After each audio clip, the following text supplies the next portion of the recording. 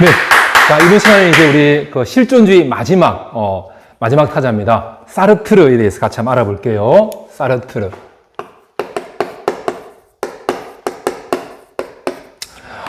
이 사르트르는 그 프랑스 사람이거든요. 이게 사르트르가 성이고, 이름은 장폴 사르트르, 이렇게 되는데요.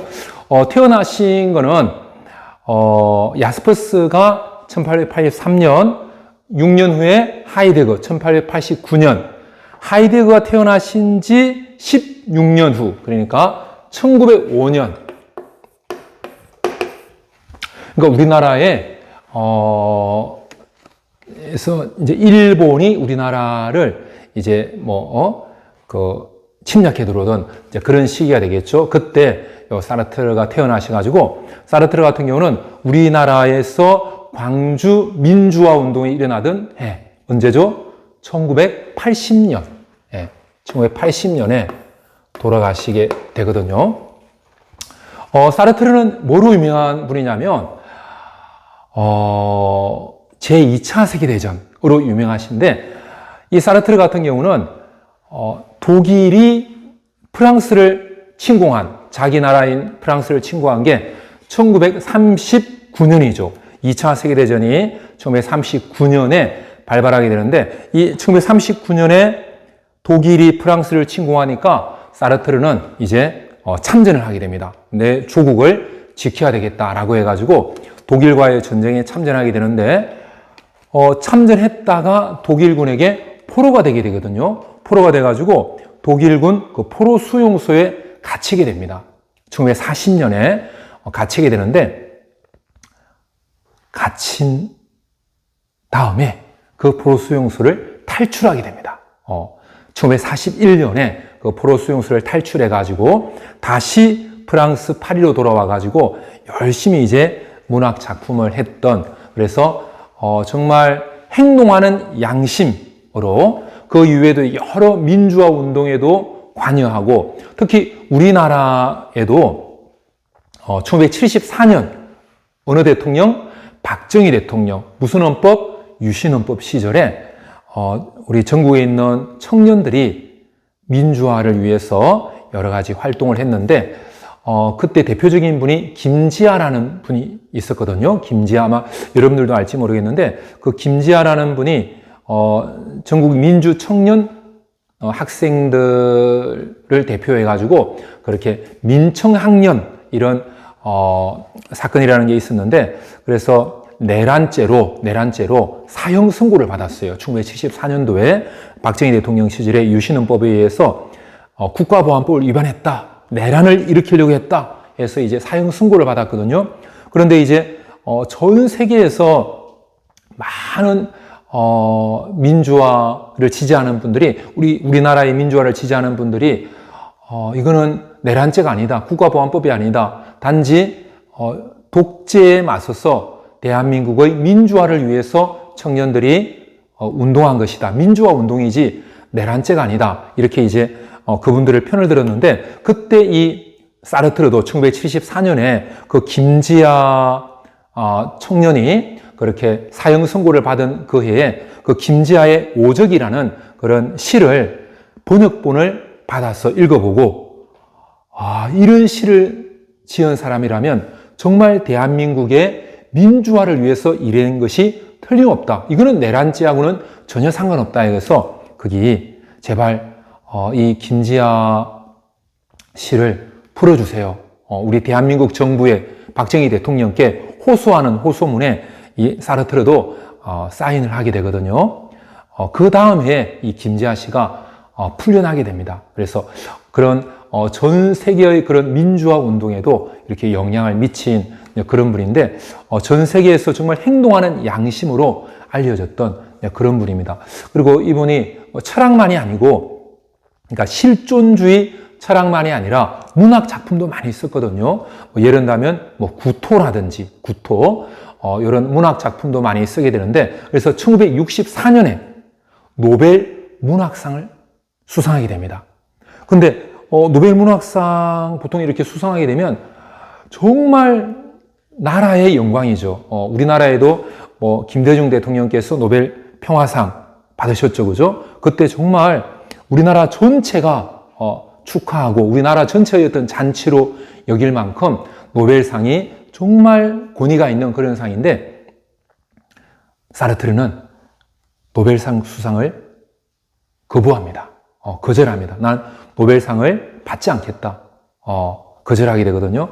그러니까 자신의 어떤 신념, 자신의 신념에 따라서 주체적으로 실존적인 삶을 살아간 그런 대표적인 사람. 남들이 다 노벨상 받는다고 해서 나도 같이 받는 것이 아니라 나는 받지 않는 것을 내 주체적으로, 내 실존적으로 선택하겠다. 그런 실존적인 삶을 사는 사람으로 유명하거든요. 또 많이 알려진 것이 그 사르트르의 연인 보부아르. 사르트르의 연인 보부아르와 평생 결혼을 하지 않았대요. 그 당시만 해도 다 같이 살려고 하면 결혼하고 결혼식하고 사람들에게 축복받고 이제 부부구나 이렇게 인정되고 이렇게 되는데, 사르트르는 그런 관습, 내가 꼭 따라야 될 이유는 없다. 나는 주체적으로 내 삶을 살아가겠다. 같이 내가 좋아하는 사람, 내가 사랑하는 사람과 평생 같이 좋아하고 사랑하며 살면 되지. 그 결혼식이라는 그런 제도, 관습, 거기에 우리 사랑을 얽을 필요는 없다.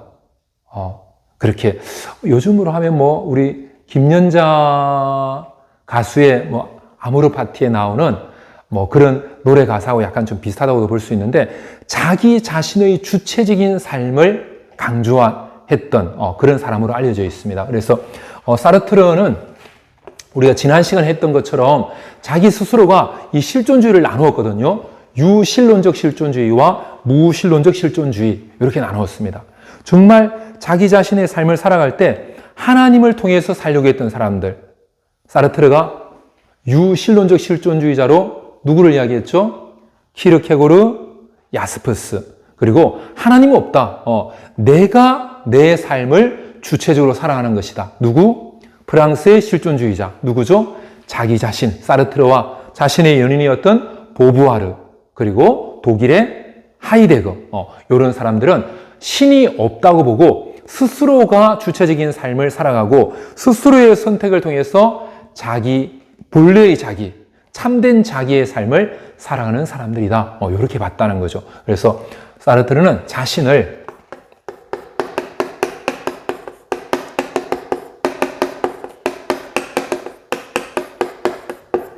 나는 무신론적 실존주의자다라고 이야기를 하게 됩니다.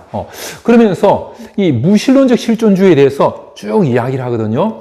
이 사르트르의 이런 무신론적 실존주의를 가장 잘 보여주는 그 사르트르의 책이 뭐냐면, 혹시 기억나나요? 하이데거의 1927년에 발간되었던 대표적인 책, 존재와 시간. 존재와 시간. 그 존재가 어디를 향하고 있었죠?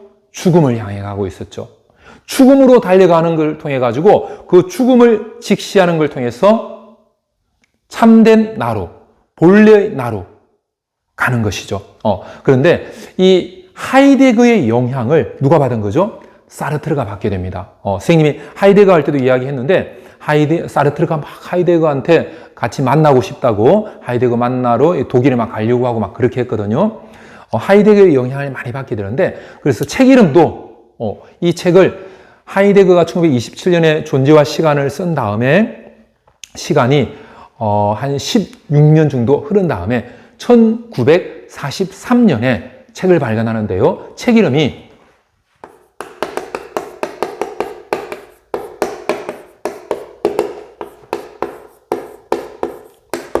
존재와 무.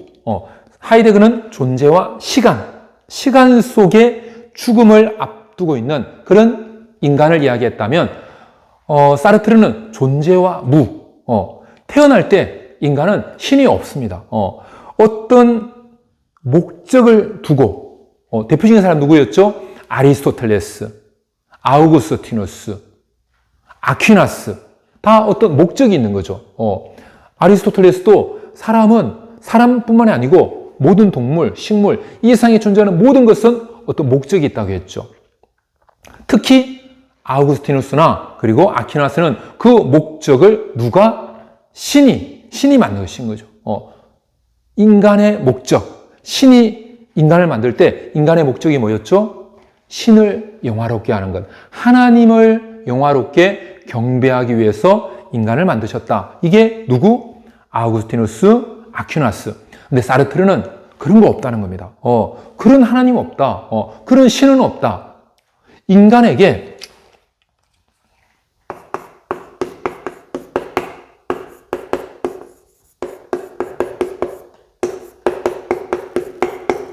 사람이 태어날 때 내 영광을 위해서, 나를 영화롭게 하기 위해서 인간을 만들어야 되겠다. 그런 신은 없다는 거죠.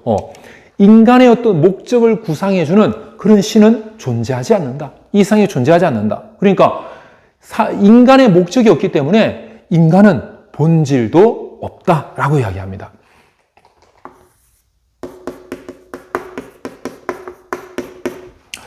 이거를 인간이 태어날 때 본질이 없이 태어나는 거, 요거를 사르트르가 1943년에 존재와 무라는 책을 짓고 그 다음에 다음에 나온 책이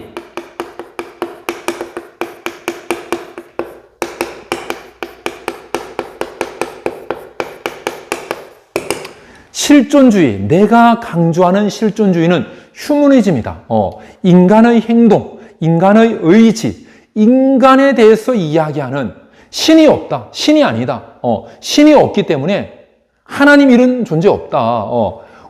나 스스로가 선택하고, 나 스스로가 결단하고, 나 스스로가 행동하고, 결국 그 행동에 대해서 내가 책임지는 인간이 선택하고, 인간이 결단하고, 인간이 행동하고, 책임도 인간이 지는 인본주의, 휴머니즘이 바로 실존주의다라는 책을 내게 되거든요. 이 책이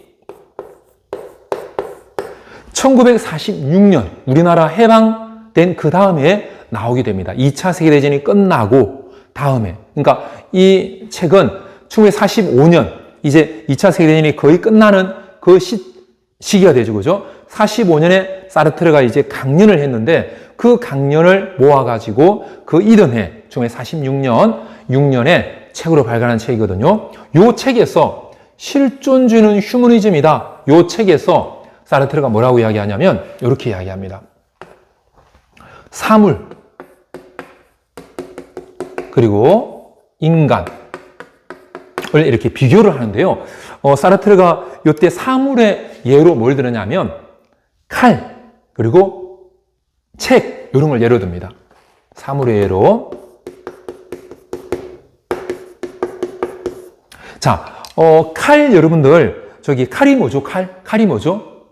칼을 사전에 찾아보면 이렇게 되어 있습니다. 칼은 자르거나 썰거나 깎는 도구 이렇게 되어 있거든요. 자, 칼에 대해서 이렇게 사전에 이렇게 나와 있습니다. 사전에 다 찾아보면 칼은 자르거나 또는 뭘 베거나 썰거나 깎는 도구. 자, 이게 자르거나 베거나 썰거나 깎는 도구. 요게 이제 이 칼에 뭐가 되는 거죠? 이게 칼의 하나의 정의가 되는 거죠. 칼의 정의. 칼의 의미. 요 칼의 의미가 바로 칼의 본질이다. 이렇게 이야기하는 거죠. 그 본질이 칼이 원래 어떤 목적을 가지고 자르기 위해서, 뭘 베기 위해서, 썰기 위해서, 당근을 썰기 위해서, 오이를 썰기 위해서, 나무를 깎기 위해서라고 하는 이게 칼을 만든 뭐가 되는 거죠? 목적이 되는 거죠. 목적. 그래서 이런 목적을 이루기 위한 것이 칼의 본성이 되는 거죠. 그래서 칼은 칼의 정의를 내릴 수 있죠. 그죠? 칼의 본질이 있는 거죠. 칼의 본질이 있습니다. 그죠? 칼의 목적이 있나요? 목적이 있죠. 칼의 본성이 있나요? 있죠. 왜 칼은 그런 본질도 있고, 본성도 있고, 목적도 있을까요? 그 이유는 이 칼을 만든 존재가 있을까요, 없을까요? 칼을 만든 존재, 당연히 있을까요, 없을까요? 칼을 만든 존재가 있다는 거죠. 그 칼을 만든 존재가 누구죠? 사람이죠. 사람. 칼을 만든 사람이 있기 때문에 그 사람이 이제 뭘 한 거죠? 구상을 했다는 거죠. 사르트르가 이렇게 이야기하거든요. 이 칼을 만든 존재가 구상을 했다는 거죠. 뭘 구상한 거죠? 나 좀 이렇게 뭘 잘라야 되는데, 그 잘 자르기 위한 걸 이렇게 하나 만들어야 될 텐데, 이렇게 그 목적을 구상하고, 그 자르기 위한 그 칼의 본질을 구상하고, 칼의 본성을 구상했다는 거죠. 그래서 칼을 만든 존재가 칼의 본질과 칼의 목적과 칼의 본성을 구상했다. 즉, 칼의 본질, 본성, 목적을 구상하는 존재가 있다. 이렇게 이야기합니다. 그런데 인간은 그런 거 없다라고 이야기하거든요. 인간은 그런 거 없다. 왜? 사르트르는 인간에게 어떤 본질을 만들어주는 그런 존재가 인간에게는 없다는 거죠. 그걸 구상한 존재가 없다는 겁니다. 거기에 대해서 아구스티누스, 아퀴나스 이런 사람들은 뭐라고 할 거예요? 아니다! 사르트르! 사람에게 본질을 구상해주는 누가 있다? 신이 있다! 아우구스티누스나 아퀴나스뿐만이 아니라 누구도 키르케고르, 키르케고르나 야스퍼스도 누구를 믿죠? 하나님을 믿죠. 어떤 하나님? 창조하신 하나님. 무슨 신? 창조신. 인격을 지니고 있는 하나님. 무슨 신? 인격신을 믿는 거죠. 그렇기 때문에 인간의 본질, 인간의 본성을 구상하는 신이 있다 없다? 있다는 거죠. 하지만 누구는? 사르트르는 그런 신이 없다. 그러면 사람은 태어날 때 본질 없나요? 없다는 거죠. 목적 없나요? 없다는 거죠. 본성 없나요? 없다는 거죠. 왜 없죠? 사람에게 그런 것을 구상해주는 존재가 없다는 거죠. 왜 구상해주는 존재가 없죠? 인간을 뭐한 존재? 만든 존재가 있다 없다? 없다는 거죠. 여기에서 사르트르가 또 이런 이야기 하거든요. 뭐냐면 인간은 그러면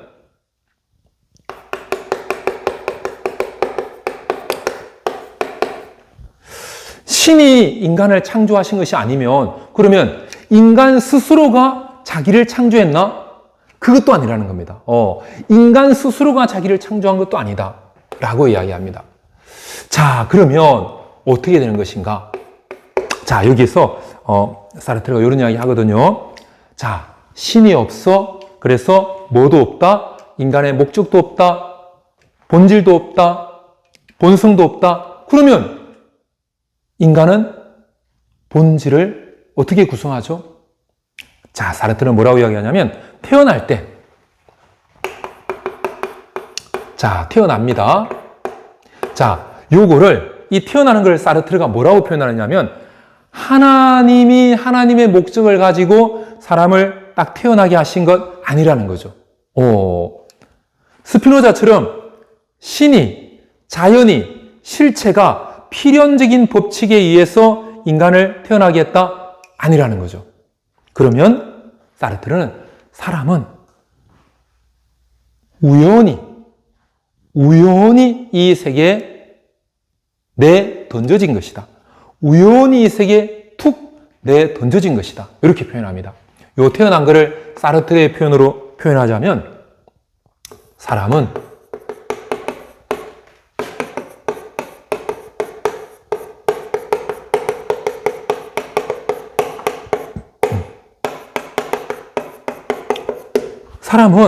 어떤 하나님의 계획에 의해서 만들어진 그런 존재 아니고, 필연적인 법칙에 의해서 만들어진 존재가 아니라, 그냥 세계에 툭, 우연히 던져졌다는 거죠.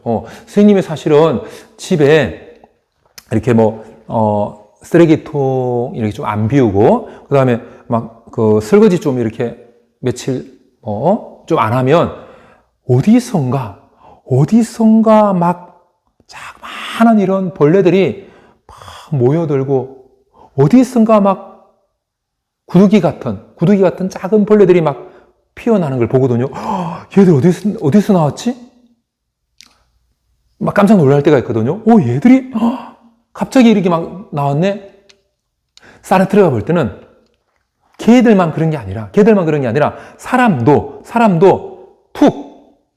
툭 우연히 세계에 이렇게 내던져졌다, 이렇게 이야기합니다. 요거를 한자어로는 뭐라고 표현하느냐면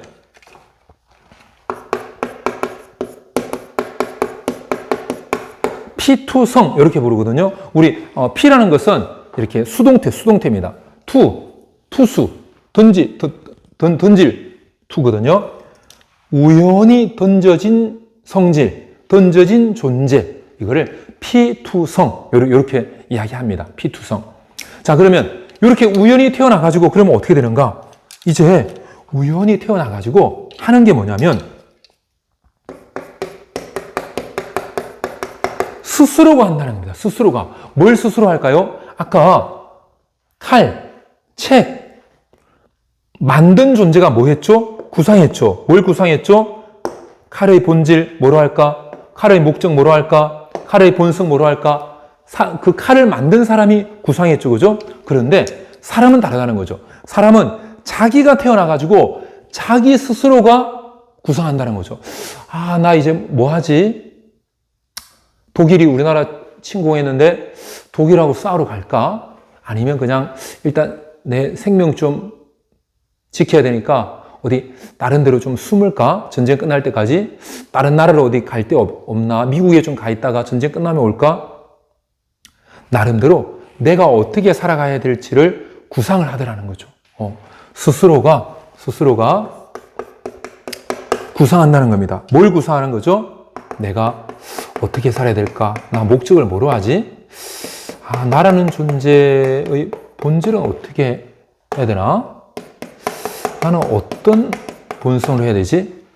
내가 구상을 쭉 하는데 그 구상이 내가 원하는, 나 어떤 취미를 좀 가져볼까? 나 어떤 직업을 좀 가지면서 살아가 볼까? 어떤 가치관 가지고 살아가 볼까? 내가 원하는 것을 내가 선택하는 거죠. 내가 원하는 것을 내가 선택해가지고 살아가는 그 삶을 통해가지고 뭐가 형성이 되는 거죠? 나의 목적, 나의 본질, 나의 본성이 형성되더라. 그러니까 이 칼은 만든 사람, 칼이 먼저 나왔나요? 아니면 칼의 본질, 칼의 목적, 칼의 본성이 먼저 나왔나요? 이게 먼저 나왔죠. 이거. 좀 뭔가 이거 나무 베는 게 필요한데 그게 칼의 본질, 칼의 목적, 칼의 본성이죠. 그게 있고 그다음 그게 그 본질에 맞게 칼을 만든 거죠. 그런데 인간은 다르다는 겁니다. 인간은 먼저 태어나서 이제 스스로가 막 구상하는 겁니다. 나 좀 어떻게 살아볼까? 어떻게 살까? 철학하면서 살까? 아니, 이과 갈까? 문과 갈까? 철학할까? 경영할까? 나 뭐 하면 살면 좋지? 농구할까? 축구할까? 취미 뭐로 가지? 이런 거 스스로가 구상을 하더라는 거죠. 그 구상을 통해 가지고 내가 원하는 바를 선택해 나가는 거죠. 내가 원하는 바를 선택해서 살아가는 거죠. 그러다 보면 내 목적, 내 본질, 내 본성이 형성이 되더라. 그러면 본질이나 본성이 선천적으로 형성된 걸까요? 아니면 후천적으로 형성된 걸까요? 당연히 후천적으로 본질이나 본성이 형성되더라는 겁니다. 누구에 의해서? 자기 자신에 의해서 형성되더라는 거죠. 그래서 이거를 사르트르가 이렇게 표현하거든요. 일단 내가 이 세상에 내던져졌다. 피투성으로 내던져져서 나는 뭘 하느냐 하면 내가 실존한다. 이걸 다른 말로는 존재한다. 이렇게 표현하기도 하거든요. 내가 우연히 세계에 툭 던져져 가지고 이 세계에 먼저 존재를 먼저 하더라는 거죠. 실존을 먼저 하더라는 거죠. 그 다음에 이제 내가 나 어떻게 좀 살아볼까? 이렇게 세계 여행 한번 가볼까? 경영학과 한번 가볼까? 저 대학 괜찮아 보이는데 한번 가볼까? 상한학교 한번 가볼까? 내가 원하는 거를 선택하고 그렇게 선택한 대로 살아가는 거죠. 그러다 보면 뭐가 만들어지는 거죠? 내 본질, 내 본성, 나의 삶의 목적이 만들어지더라. 그래서 여기에서 사르트르의 아주 유명한 말이 나오거든요. 어떤 말이냐면, 자, 본질과 그리고 실존 중에서 어떤 게 먼저죠? 먼저인 것은 뭐죠? 실존이 먼저인 거죠. 그래서 실존이 뭐보다 앞선다? 본질보다 앞선다. 실존은 본질이 앞선다. 이렇게 이야기합니다.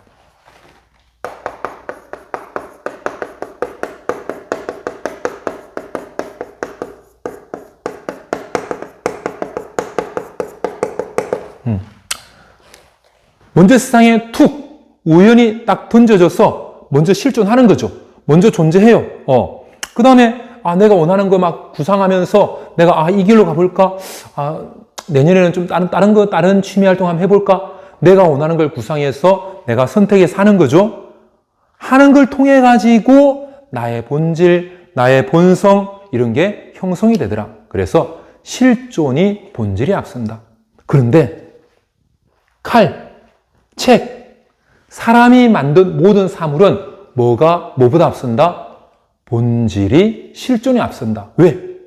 사람이 그걸 만들 때 미리 어떤 목적을 구상하고 어떤 본질을 구상하고 어떤 본성을 구상하고 그 사물을 만들었기 때문에 뭐보다 앞선다? 본질이 실존에 앞선다. 하지만 사람은 뭐가 없기 때문에? 사람을 만든 신이 없기 때문에 사람 스스로가 내가 만들어가는 것이기 때문에 무엇이 무엇보다 실존이 본질이 앞선다 라고 이야기하거든요. 자, 여기에서 또 사르트르가 그러면 실존이 본질에 앞서는 사람은 어떤 삶을 살아가야 되는가를 이야기할 때 사르트르는 이렇게 이야기합니다. 정해진 목적, 정해진 본질, 정해진 본성 이런 거 없으니까 네가 자유롭게 선택해서 살아가.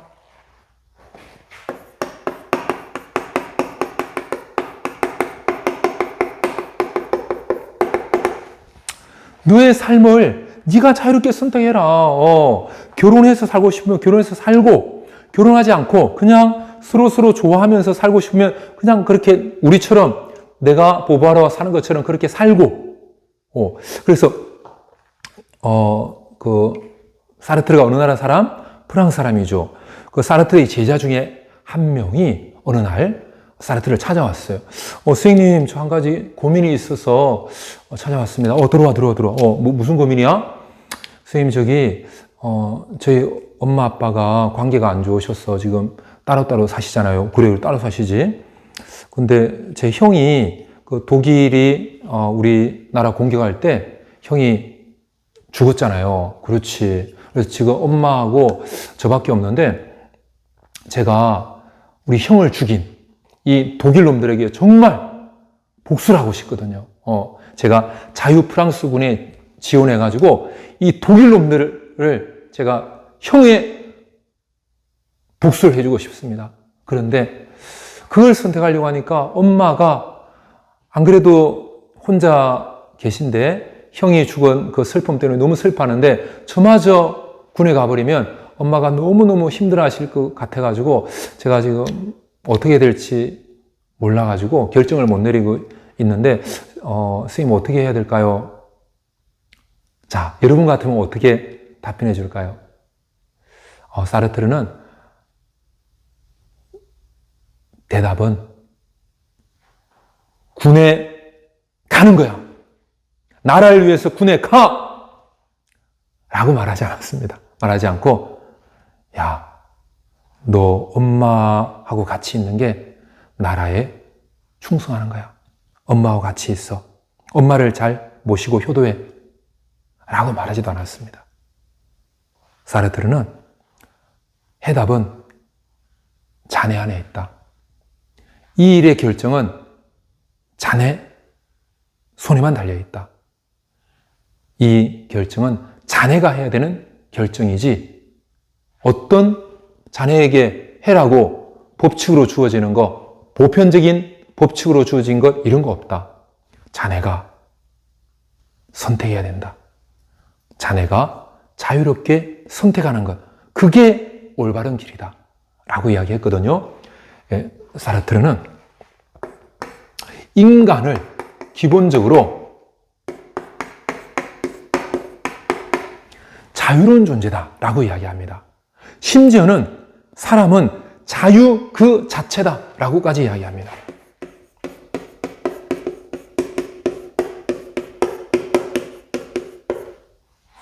왜? 내가 어떻게 살아라고 내 길을 정해준 그런 누가 없다? 신이 없다. 내가 걸어가는 길, 그것이 나의 길이다. 그 길은 내가 걸어감으로써 내 길을 만들어가는 것이다.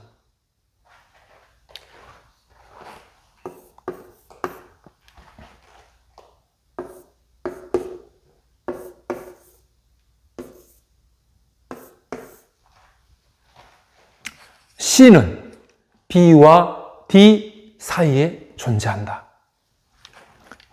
C, 초이스죠. 뭡니까? 우리말로 선택이죠. 선택은 B, birth, 탄생이죠. 인간이 탄생하고 D, death, 죽음이죠. 초이스는 birth와 death 그 사이에 존재한다. 우리가 태어나서 우리가 죽을 때까지 항상 우리는 선택하며 살아간다. 그 선택의 길, 그 선택의 원칙, 주어진 거 없다. 내가 자유롭게 선택하고 대신에 내가 선택한 것에 대해서 신이 나를 이렇게 할 수 있나? 아빠 엄마가 나를 이렇게 할 수 있나? 우리 나라가 나에게 해준 게 뭐야? 그게 아니라는 거죠. 내가 선택한 것에 대해서 책임은 누가 진다? 내가 책임을 진다.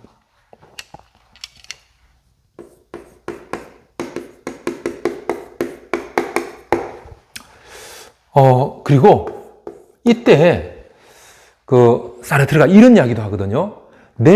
모든 사람들은 자유롭게 선택하고 내가 선택한 것에 대해서 마음껏 누리고 그리고 그 결과에 책임을 지면 되는데 하나 주의해야 될 게 있다는 겁니다.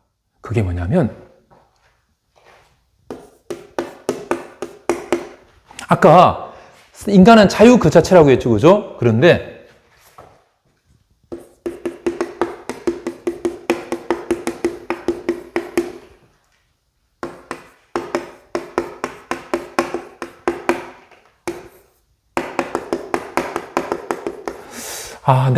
나 그냥 자유 없이 살려나 자유롭게 살려고 하니까 너무 책임이 너무 힘들어. 내가 어떻게 그 책임을 다 감당해?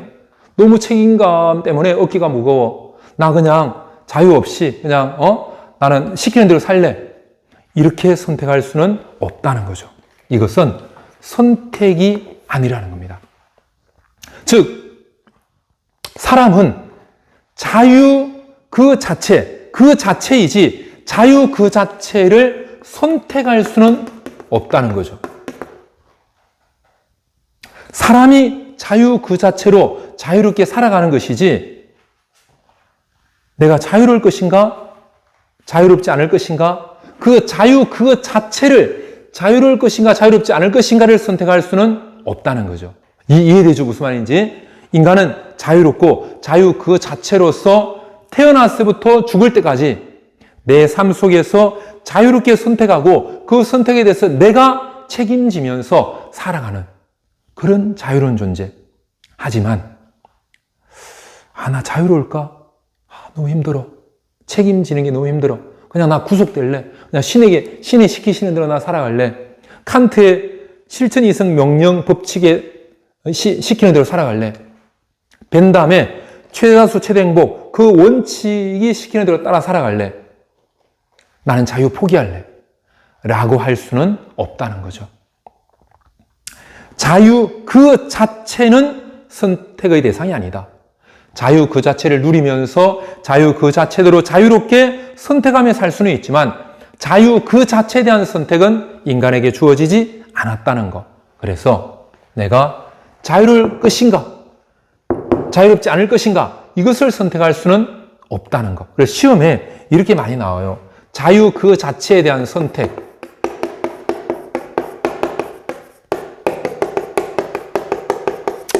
자유 그 자체를 선택할 수 있나? 이거는 사르트르에서 아니라는 거죠. 이해되죠? 그죠? 인간은 자유 그 자체로서 자유롭게 살아가는 존재이지 내가 자유로울 것인가? 자유롭지 않을 것인가? 자유 그 자체를 선택할 것인가? 선택하지 않을 것인가? 그 선택은 없다는 거죠. 이해되죠? 그죠? 자, 이 자유에 대해서 사르트르가 쭉 이야기를 하고 있는데 이런 이야기도 하거든요. 어떤 거냐면 인간을 뭐라고 이야기하냐면 사람을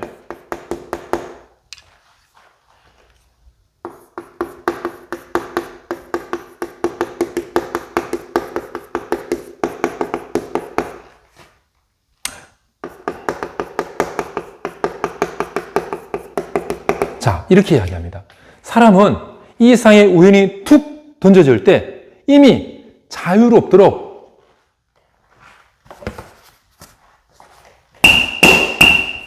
너는 자유롭다. 너는 지금부터 죽을 때까지 너는 자유로워. 라고 자유를 이미 선고받았다는 거죠. 선고받았다는 것은 사르트르가 뭐라고 이야기하냐면 선고받았다는 이 의미, 선고받았다는 의미는 어떤 의미냐면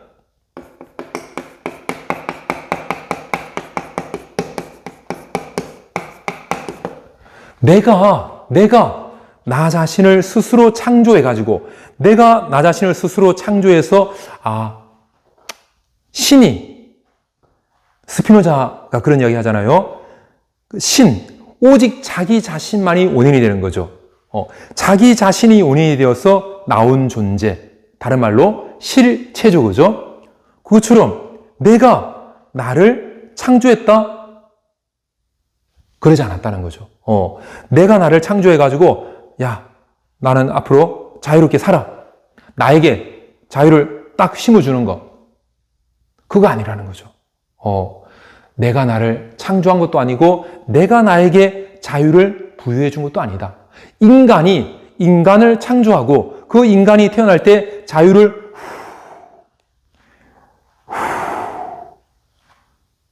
프리덤 이렇게 자유를 불어넣어 준 것 아니라는 거죠. 자유는 선고받은 거다 라고 이야기합니다. 인간은 자유롭도록 선고받았다. 내가 스스로 창조한 것이 아니라는 거죠. 인간이 자기를 창조해서 자유를 부여한 것이 아니라 선고받은 것이다. 이렇게 이야기를 하더라는 겁니다.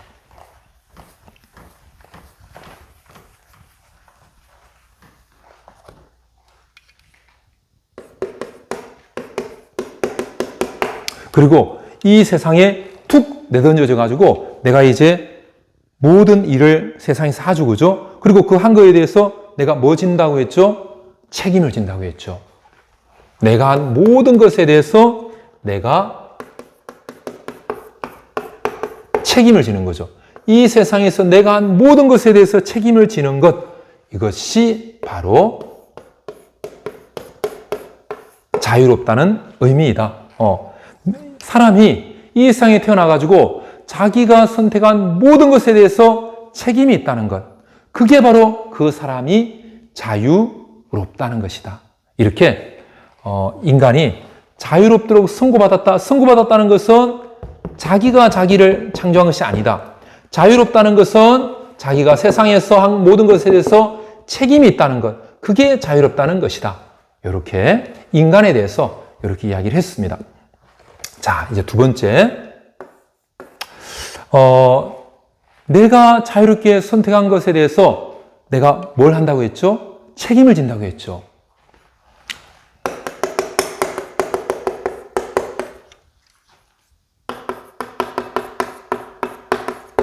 근데 사르트르는 이 책임은 나에게 책임이 있다.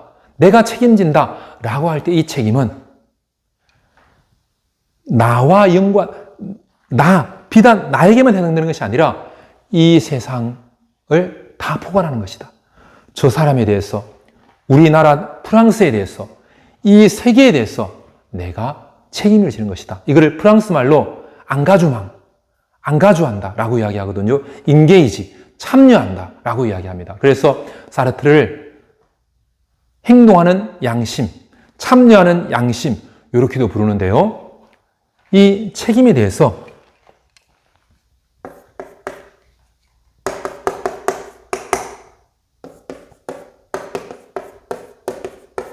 우리는 다른 사람이 유대인들이 나는 프랑스 사람인데 나 유대인 아닌데 그래도 유대인들이 600만 명이 가스실에서 죽어갈 때 거기에 대해서 책임이 있다는 거죠.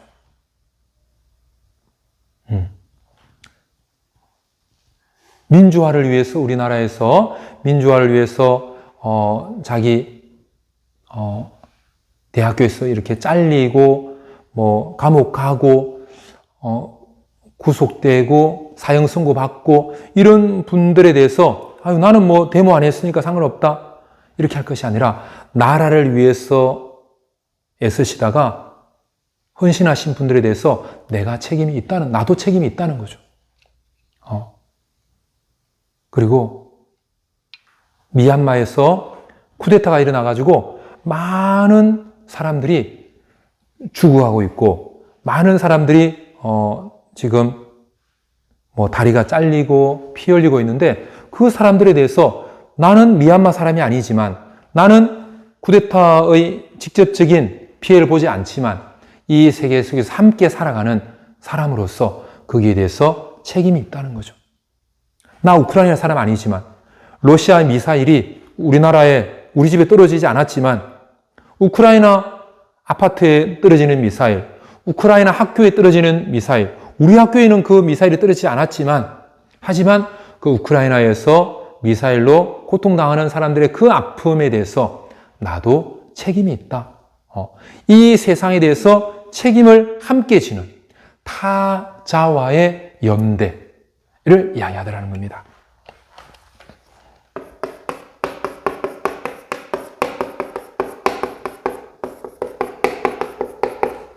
이 타자와 연대는 우리가 지난 시간에 했던 야스퍼스도 강조를 했었죠. 그죠? 야스퍼스도 강조했는데 사르트르도 타자와의 연대, 다른 사람에 대한 책임. 그래서 아까 선생님이 이야기한 것처럼 저 바다 건너 한국이라는 잘 알려지지 않은 그런 나라에 김지아라는 처음 들어보는 사람이 사형 선고 받은 거에 대해서 그 시를 번역본을 찾아서 읽어보고 이런 사람이라면 정말 구하는데 나도 앞장서야 되겠다. 나도 참여해야 되겠다. 같이 서명을 하고 제발 이 사람은 저 민주적인 사람이지 민주주의를 추구한 분이지 나라에 내란을 일으켰던 분이 아닙니다. 박정희 대통령님 제발 이 사람 살려주세요. 라고 참여한 이런 참여하는 양심, 행동하는 양심으로 살아가자라고 하는 그런 입장도 이야기했다는 거. 그래서 우리가 오늘 선생님이 실존주의의 네 번째 마지막으로 무신론적 실존주의자 사르트르에 대해서 이야기를 했습니다. 수고 많았습니다.